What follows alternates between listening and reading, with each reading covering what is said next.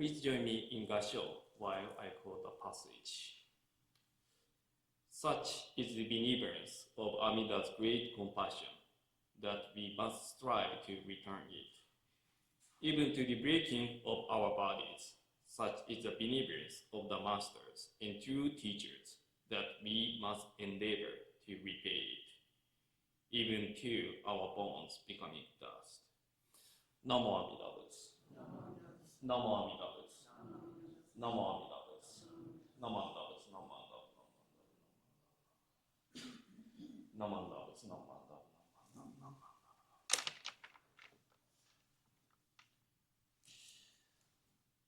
Good morning. はい、皆さんおはようございます。はい、どうもおはようございます。Thank you very much. That's all for joining the BWA Memorial and the Eshin-Nikko Kakushin-Nikko Memorial Service. That's all combined with our monthly Shotsuki. That's all Hoyo. That's all for the month of November. Today, I'd like to talk about the theme of inheritance. Not only what we receive in material form, but the background and heart behind the things we preserve today. So, by the way, the Hondo is now that's all AC, that's all heater is kicks in. It's pretty comfortable. I hope that's all my talk. That's all. Nobody to put you down. That's all in the sleeping. If you pretty enjoy that's all my talk, you can do this and just listen to that's all my talk. Then I can tell. Oh, that's all. This person is really enjoying my talk. Don't worry about it. So anyway, today that's all we gather. That's all to remember people of the past, those who cherish our present life. How did they do that? Yeah. Some may have left you cherished memories from childhood. Some dedicated their lives to building the foundation you live on today. Others passed down traditions that still bring your family together, like a oshogatsu. So Buddhism teaches that nobody exists alone. We live through interdependence. It's been known as Goen, constantly shaped by countless conditions. There are two threads in this interdependent life. So first, the horizontal thread. Yeah, this horizontal, horizontal is this way, huh? Sorry for confusion. Horizontal thread. Our present relationships, family, friends, teachers, and all those who we interact with today. And second is a vertical thread, finally here. Our connection across time. We learn from ancient people through the books they wrote, and someday our words and action may influence those in the future, perhaps our children, our grandchildren, and maybe more goes on. These two threads meet at a single point. This moment, right here, where we stand now. We are constantly receiving the waves of the past, and we create new waves that move into the future. Let me share an example. During my time at the previous Dasso Temple, LA Nishi Honganji, one of my responsibilities was to serve at our branch temple, the Hollywood Buddhist Church. Do you know this name? Have you ever been there? Okay. Recently, the Harriet Buddhist Church commemorated their 100th anniversary. Recently, though, it's about 10 years ago. The HBC has a long-standing tradition. After every service, members bring their best home-made dishes and share a meal together. That's all with the invited minister. Then each time I return home with 3 or 4 containers of food. Yes, you might think that's a lot for one person. And yes, my single stomach agree. But the president of HBC always smiled and said to me, "Sensei, food is our church's tradition." Yeah. Later, I learned a glimpse of why that tradition might exist. There is an interesting background related to the origin of HBC. One day, a friend from BDK in Japan contacted me. He was researching the life of Reverend Ehan Numata, who is the founder of Bukkyo Dendo Kyokai, known as BDK, which is the organization that promotes the Buddhism worldwide, including supporting our temples with books and materials. He discovered that Reverend Numata had once been a member of LA Nishihonganji. I looked up his name and I found in our book. Interestingly, that it goes back to 1910s. And he asked me to look for further information in our archives. So by coincidence, the temple archivist just written an article about him. She even had a digital copy of Reverend Numata's memorial about his time in Los Angeles. In that memorial, I found this story. In the 1910s, before founding BDK, young Ehan Numata came along from Japan and worked as a houseboy while attending high school in Hollywood. He often passed by nearby Jodoshinshu temple on his way to school. One day, he fell seriously ill, so sick he could barely feed himself. The kind Western family he worked for made chicken soup for him, but he longed for the taste of his homeland taste. Then one day, a knock at the door. Standing there was a Japanese woman named Mrs. Sumino, a member of the Buddhist Women's Association of the Harriet Buddhist Church. She had noticed that the young Japanese boy on her street had suddenly stopped going to school. Worried, she searched for him, learned where he worked, and found out he was ill. She invited him to her home and served him Japanese food. And later in life, Reverend Numata recalled,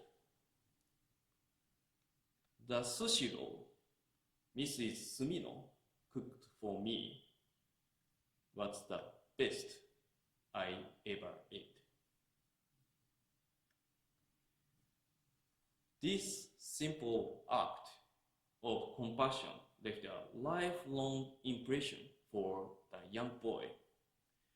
He never forgot her. I shared this discovery with my friend at the BDK. As he heard, he was surprised because the official story only says that Reverend Numata recovered through the power of Amida Buddha, without mentioning this BWA lady or her sushi. But in the original memorial, the story is clear. Reverend Numata entrusted himself to Amida Buddha during illness, yet his condition did not improve until Mrs. Sumino appeared with that warm act of compassion. Her kindness, combined with the Buddha's compassion, may have planted the seed for everything Reverend Numata later contributed to the world.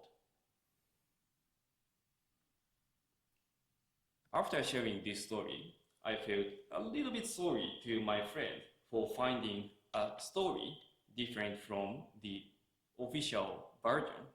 He looks very shocked by knowing that.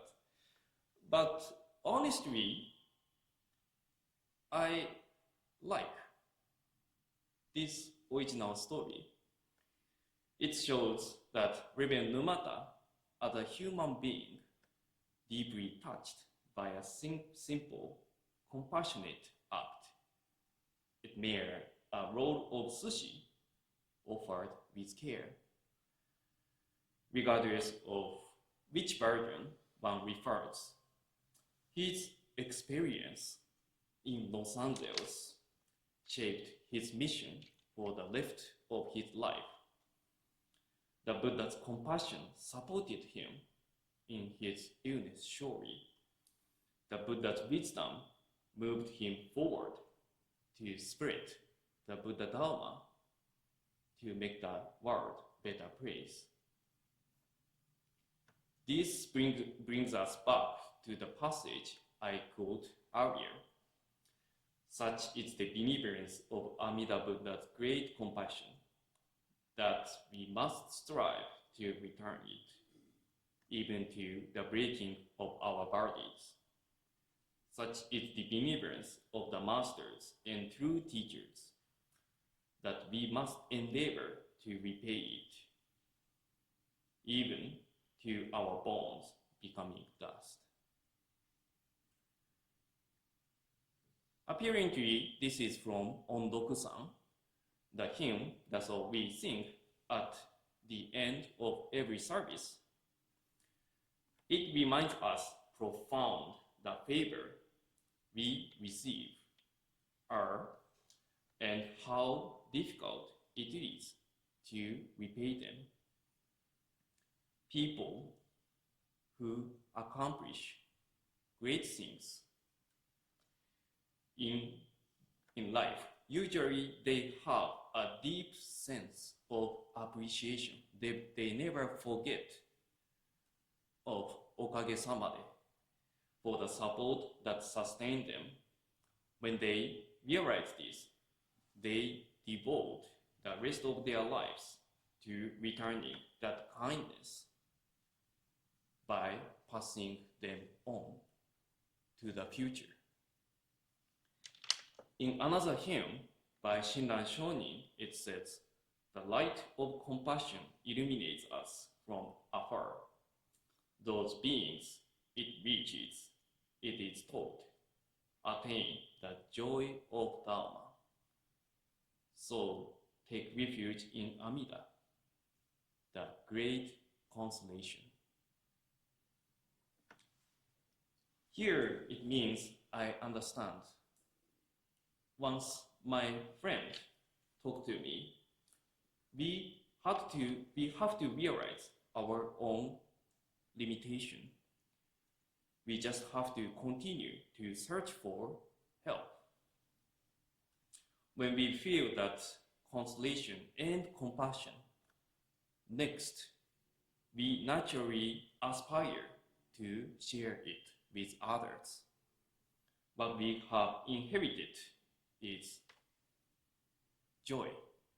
This joy, being filled with the joy of helping others once we are saved, filled with warm heart. The joy of being supported by others, and the joy of knowing we are not alone, we are connected. Old memories eventually become part of today when they are connected through compassion. This is an after story. Decades later, Reverend Numata, after founding the BDK, he donated a large Dharma bell, Bonsho, to LA Nishi Honganji. I don't know if he ever had the chance to meet Mrs. Sumino again to thank her for that sushi roll, but I found a photograph of him, a man in his 70s, standing before that bell. Whenever that bell rings, perhaps the spirits of her kindness and that moment of connection echoes with each chime. And beyond all forms, it is ultimately the heart of Amida Buddha that penetrates time, interweaves all threads, and embraces all beings. May that spirit continue to resonate within us and awaken our compassion in our hearts. Please join me in Gassho. Namo Amida Butsu, Namo Amida Butsu, Namo Amida Butsu, Namo Amida Butsu, Namo Amida Butsu, Namo Amida Butsu, Namo Amida Butsu, Namo Amida Butsu, Namo Amida Butsu, Namo Amida Butsu.はい。続けて、本日は日本語の方もいらっしゃいますので、少しだけ日本語の方でもお取り次ぎをさせていただきたいと思います。皆さん、本日は、仏教婦人会追悼法要並びに新二項革新二項追悼法要、そして11月の正月の法要にですね、ようこそのご参拝でございます。この度のご縁につきましては、私ですね、受け継がれてきたものということで一つお話をさせていただいております。こちらのお寺の方の裏側のところにですね、このような言葉があります。目に見えないからといって存在しないと思ってはならないと。風が吹いて草木がたまびけば私たちは風という存在を知ることができると。私よく思うんですね。仏教というのはこういった目に見えないもののありがたさを語るところに一つ、その大切な要素というものがあるのではないかと。私が尊敬する先生にですね、釈徹宗先生という方がございます。その釈先生がよくおっしゃることは、仏教というのは縁起の教えであると。誰一人として一人ぼっちで存在しているのではなく、必ずどこかで誰かと交わり合って、その交わった点をご縁として、命の糧として日々私たちは命を生かしていただいていると。その誰一人として一人ではないというこのご縁というのは、必ずしも目に見える形とは限りません。ですが、必ずそこにあるわけです。そしてそのご縁というのは私一人を生かすための働きであったと深く味わうところに、この浄土真宗の見教えのありがたさというところがあるのではないかと思います。私が前勤めていたロサンゼルス西本願寺にはですね、ハリウッド仏教会というお寺も、お世話しておりました。で、そこのお寺にですね、私招いていただいた時には、そこの慣習として必ず後でポットラックがあるんですね。で、そのポットラック、ご飯の量がすごいんですよ。美味しいんですよ。必ず終わった後に、先生もっとお腹空いてるでしょうって言って、両手いっぱいにこうご飯を持っていつも家に帰るまでがセットだったんですけれども、よくそこのプレジデントがおっしゃってましたね。ハリウッド仏教界の伝統はご飯であると。ご飯がとっても美味しいというのがうちの誇りなんですよ先生っていうことをよくおっしゃっていました。で、後々にこれはその話にちょっとつながるところではないのかなと思った出来事がありましてですね、仏教伝道協会という、組織がございます。私たちね、定期的に日めくりのカレンダーとか読み物をこういただいてますが、その発行元が仏教伝道協会という組織でございまして、そこの創設者沼田恵範という方がいらっしゃいます。この沼田先生は、まだ10代か20代の頃かな、1910年代にハリウッドの方に留学されていたそうです。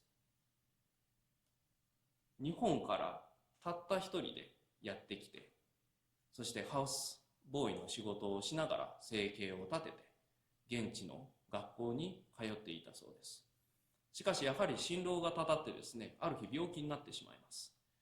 で、しばらく寝込んでしまいまして、で、そのハウス勤めていたところの、ご家族もとってもいい方で、沼田先生がですね、体力回復するようにとご飯も作ったそうなんですけれども、やっぱり日本の料理が恋しいというところになっていたそうなんですね。そこにある時沼田先生の家を訪ねに来た女性の人がいます。住野さんという方でした。彼女はハリウッド仏教界の婦人会のメンバーさんだったそうです。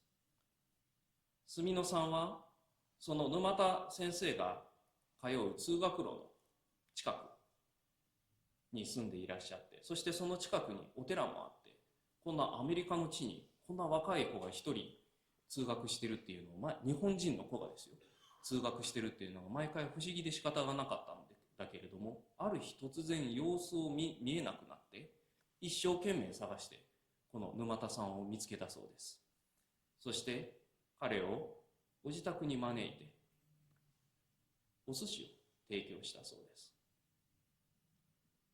後年その沼田先生はこの出来事を文章にしたためていらっしゃって、人生で食べたもので一番おいしかったものはあの時住野さんが作ってくれたお寿司でありましたというふうに言っています。後年沼田先生は BDK を立ち上げられて、そしてこの世界には仏教の見教えが必要であると、その仏様の知恵を届けることと同時に、その仏様の慈悲の心を届けることがとても大事であるということで、仏教伝道協会を立ち上げられたというふうに私は思います。この話を知るきっかけになったのは BDK に勤めている友達からのことだったんです。からの依頼がきっかけだったんですけれども、そのお友達曰く仏教伝道協会にも同じストーリーが受け継がれているそうなんですね。ただ詳細が少し違っていて、沼田先生は体調を崩された時にひとたびもお念仏を欠かすことなく、その不思議な力によって体力が回復したと述べられているそうです。実際沼田先生はアメリカに来られてから人として肩身離さず阿弥陀さんの絵像をですね、いつも携えていらっしゃって毎日お勤めをされていたそうです。